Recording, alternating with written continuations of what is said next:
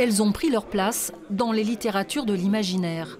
Science-fiction, fantasy ou fantastique, les femmes se sont imposées en tant qu'auteurs. Saïf Rigel est professeure de physique-chimie. Dans sa série, le personnage principal est une étudiante en astrophysique. Comme on est quand même dans un système plutôt patriarcal sur Terre, j'ai une héroïne. Et dans mon monde extraterrestre qui est matriarcal, j'ai un héros. Et du coup, on arrive à voir la place de chacun dans des sociétés différentes, alors qu'ils ne sont pas forcément, on va dire, en posture dominante. Et c'est, en fait, je voulais me poser la question de est-ce que la société fait ce qu'est l'homme et la femme?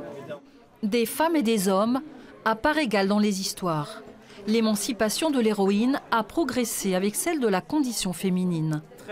Écrivaine pour la jeunesse sur le thème de l'écologie, Danielle Martinigol a commencé à écrire à une époque où pour une femme, cela n'allait pas de soi.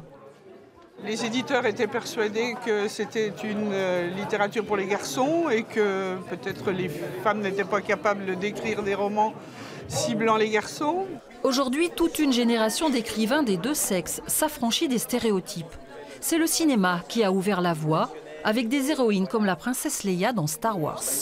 Dans la littérature, il faudra attendre un peu plus de temps avant de voir des héroïnes se développer. Jusque dans les années 60-70, quand on écrivait un personnage féminin, on avait soit le personnage de la mère, soit le personnage de la compagne, de la princesse, ou passez-moi l'expression, de la pute. Questionner le statut des femmes.